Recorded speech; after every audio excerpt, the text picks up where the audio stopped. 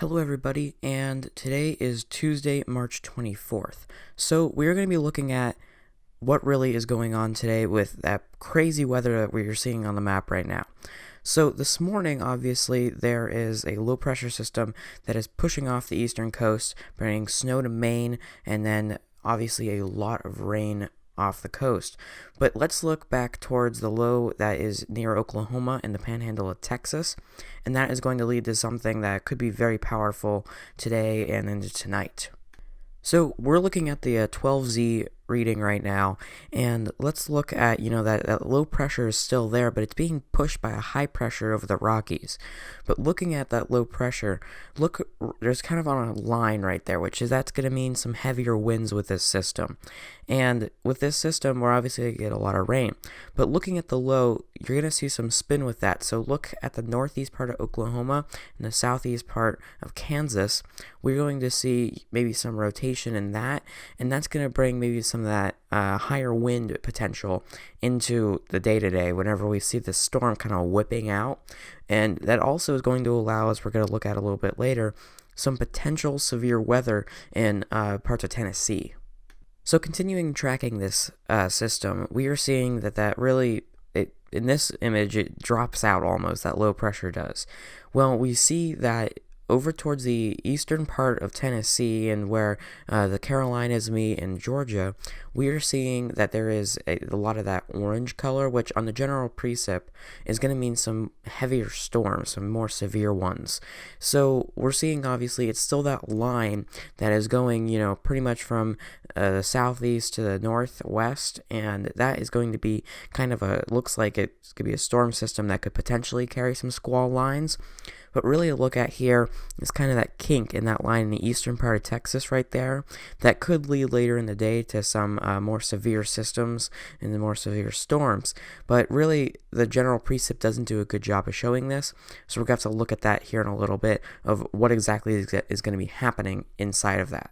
So I just wanted to show you the end of the night, really what's happening. We see that low pressure develop again, and really in the overnight hours, we're going to see this kind of just all combine, and some of that, some of that strong system is just going to kind of break off and slow up as that low pressure system rebuilds and is going to push continuously into the northeast. So we're seeing more of that rain starting to fill in, but there are some parts there that you could see that might be severe, but that's something that we're really going to have to look at with the dew points and temperatures and ask the question, is this capable of happening?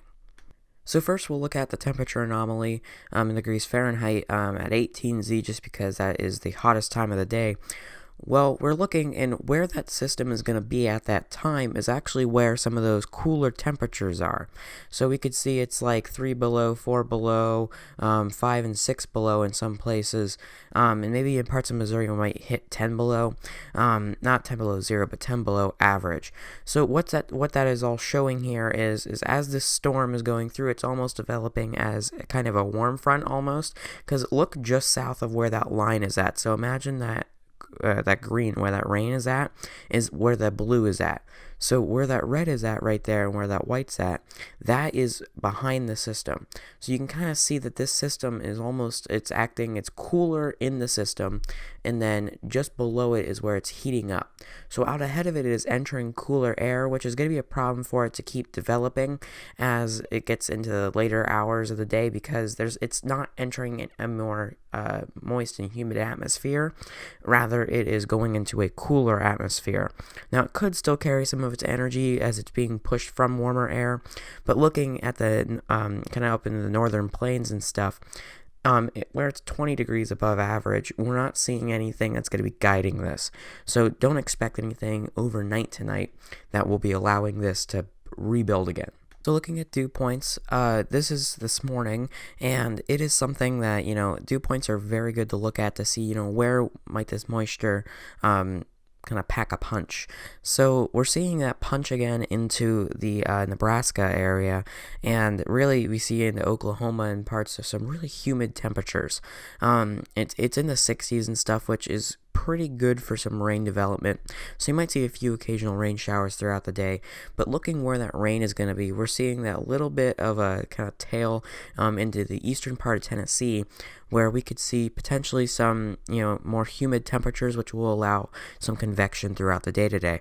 But the temperatures, the dew points and the temperatures match up just enough that we will see it 40s and then the 50s maybe where that rain is at. So we'll just see what that produces as we keep going throughout the day. So the dew point at 12Zs, we're seeing, it's up again into parts of South Dakota, and that's where on that temperature anomaly, that's why we're seeing 20 above, is because we are getting some of that moist air that's pushing up there more dense. So it's going to be a little bit more humid, and that's going to allow some of those temperatures to get up above average. So looking into Kentucky and stuff, we are seeing those 40s start to creep up, and we're seeing more of the 50s start to flow into Tennessee and then the parts of Arkansas. But look at the 60s. Those are starting to kind of push into where that system's going to be at. So we're going to look and see next where that's going to be overnight tonight when all that rain's going to be there. So we see it push really north. So we start to see that those 40s reach into the Illinois, Indiana, Ohio, and into West Virginia. But looking further to the south, those 50s fill in everywhere where the rain is going to be. And if you look, the 60s are even kind of pushing into the southwestern part of Tennessee. So we could potentially see some of these storms go severe overnight, but the bigger problem is with them is, it's going into a colder pocket of air, so if anything, it might be a quick little storm. There's nothing here that's telling me right now that a long-lasting storm will be happening into the evening and night hours tonight, but really our severe potential is going to be in midday today. Of course, though, we have to look at the categorical 2-day, and this is taken from last night. We'll also look at the other one that is taken from this morning, but from last night, it is showing really that part of, really the core of Tennessee and down into Mississippi, Alabama, and the northwest corner, of Georgia. So we're seeing, that's where the slight is at, so that's where our highest chance of severe storms were, and it's looking like that chance is going to happen either middle of the day today or maybe overnight, potentially into tomorrow morning, but really it's going to be the highest chance from what we could tell right now is going to be whenever that storm system passes through today. So we could see and be prepared for some quick spin ups and tornadoes. They are expecting 1 or 2 in that area, so just be prepared today. So looking at today's categorical run from this morning, it's really looking at it, it's starting to stretch a little bit more to the southwest, and that is because it says on the discussion that with this warm front that is moving through, it's starting to push northeast. We are going to see some of these systems that are going to be pushing from Arkansas across the top of the warm front. So we will see most of these storms be, I'm predicting, right along the line of Tennessee and those 3 states south of it because of, this warm front's pushing through, but with that low, it's going to develop some spin. So in some of these storms that might be spinning with it, we're going to see some of these, ones that will kind of take apart and become supercells. And we'll look at that here in a second with the helicity. But it's something that here this morning, it's not going to be a huge problem in the morning hours. It's something that's going to be happening this afternoon.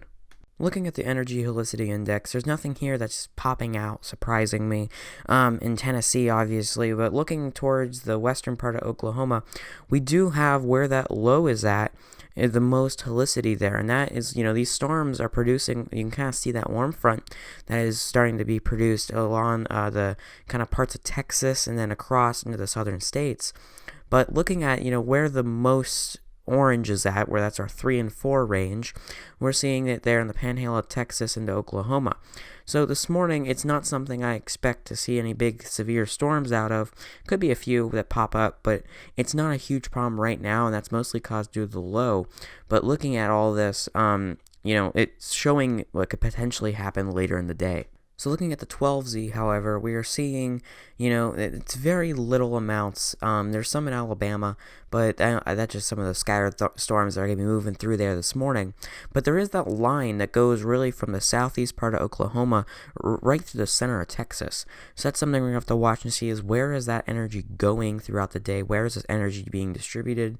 And, where is it going to end up? Because if it's ending up in Arkansas, we could see some problems later in the day. And here is where we see the problem. At 18Z, which is right in the middle of the afternoon for this time, we are seeing some of these storms that are producing really coming out of Arkansas. So during that time period, from the 12Z to the 18Z, we are seeing storms that, have already produced in Arkansas. There's still some there, but it looks like that energy is mostly pushed off to the east. So we're looking between 12Z and 18Z. So just to give you a time perspective, 18Z is for Eastern time and then Central time. So Eastern time, it's -5 is the Z time here.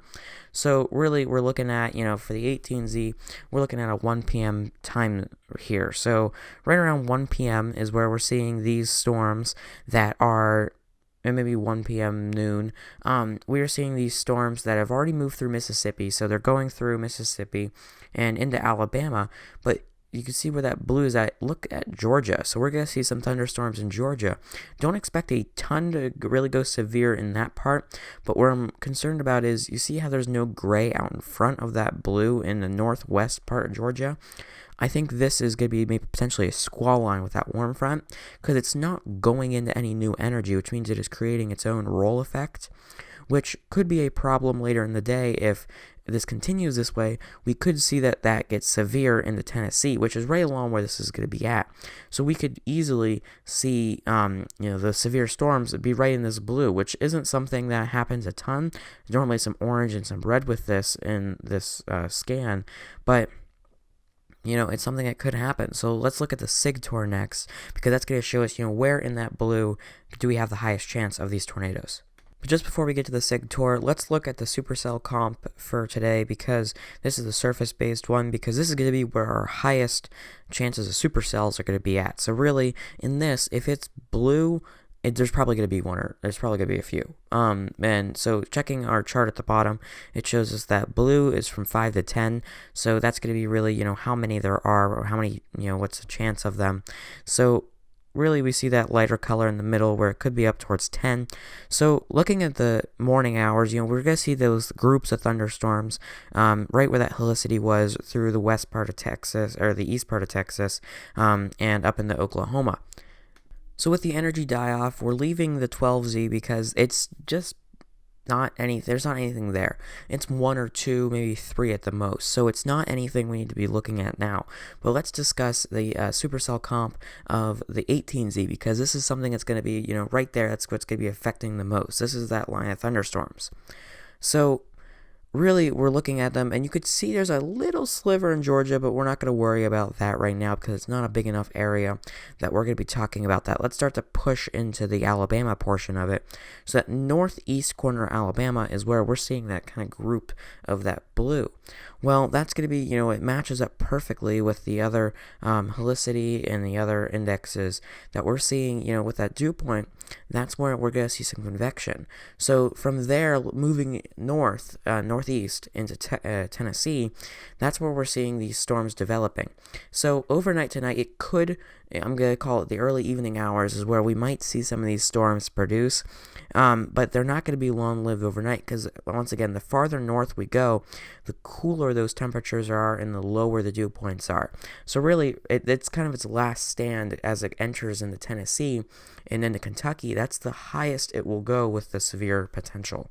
And nothing too different with the SIGTOR. I mean, we have that, the very southwest part of Oklahoma, and then that panhandle of Texas right there is where we're seeing that 2.5 to 3, and right there, that's where our highest chance this morning at least is for that SIGTOR, that significant tornado parameter, where there is the highest chance of tornadoes. So it's interesting, all this energy kind of dies off quickly between the 6Z, and so really in the morning hours here, right, it's happening right now. That is the lowest it will be. It's as the overnight, and right now is where that lowest will be, right there. So it's something that, it's something that's a little bit surprising, but it's something we have to pay attention to because, where is this energy going and where will it develop later? So looking at the SIGTOR 12Z, we see that little bit of blue right there in the south part of Oklahoma and with that line of the thunderstorms there, but it's nothing that I'm going to call super severe. So looking this morning, there's not a ton that is really looking for me. I mean, to me, it's not looking like it's going to be that severe. Might be a little pop-up supercell right in there that could potentially occur, but there's nothing huge that I'm seeing that is going to change the game. So we're going to have to look into the later hours of the day and into the maybe overnight to see, where is this energy continuing to travel. So the 18Z, it's really showing support here for what's going to be happening with development across the very eastern part of Texas and through the south. Looking in the parts of, where that Mississippi and Alabama border is at, that's where we're seeing some of that with that SIGTOR. The highest reading is in there and then in the parts of Alabama. So expect that at the 18Z, once again, that is really the middle of the afternoon. Where we could see, to give you the exact time, it's like 1, 2 p.m., where we could see the most of what is going to be occurring severe-wise.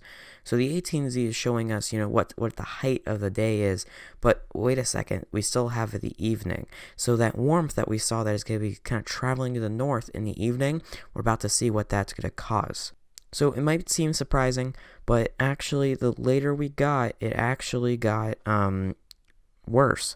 So really, this is even though it says Wednesday at 00Zs, that is going to put us really at, that is the UTC midnight time. So for here, once again, it's going to be -5, -6 hours. So we're looking at 6, 7 p.m., depending on where you're at. If you are in the central time zone, we are at 6. And if you are in the eastern time zone, we are at 7 p.m. So looking at this time, where the severe threat's going to be at, I believe that is a 7 p.m. time zone. That is the New York time zone. We are seeing that yellow, and that yellow is not so great. I mean, it's not massive, but that's where we're seeing. We could see 2 to 3 tornadoes right in there. And that's something we don't really want to see, but looking at it, we're seeing really that Dixie Alley system right there. So that is where severe is going to be. It might travel a little bit north too into the south parts of Tennessee, but no, it's really that Alabama, Georgia, Tennessee border right there. That is where we are going to see the worst, and that's going to happen right about dinner time tonight. So just be prepared all day for severe storms down there as scattered thunderstorms move about, but it's looking like the peak of our day is actually going to be later in the evening, just right before sunset is where we're going to have the worst storms developing. And that's something that we see. Nocturnal tornadoes are bad, and that's why, it's good that this is actually during the evening. And this is just purely because looking at, where the dew points and the temperatures in this warm front, it's going to be just after the warmest part of the day. It's entering the most moist of the air. It's starting to cool down a little bit, which some of that moisture is starting to re-enter the lower parts of our atmosphere, which is allowing these storms to kind of build. The only problem is, though, these storms are going to be quick, so they'll be I don't know about moving quickly, but they will not be a long-lasting system. So it's going to be something that we are going to have to pay attention to is the potential for these. We could see 2, 3 tornadoes with this in this area, but it's going to be something that will happen very quickly. So they won't be these super long last 40-mile track tornadoes. They might be something that'll touch down, be down for a minute, and then go back up. So yeah, just be prepared today, because a lot of these systems could affect really what's going to be happening and with rain and stuff. So not only do we have that tornado threat, we do have a flooding threat too. So just be prepared, be watching your local news, and have radio at your fingertips so you can plan and, have all of this ready in case severe weather hits you. So thank you all, and join us tomorrow for tomorrow's forecast.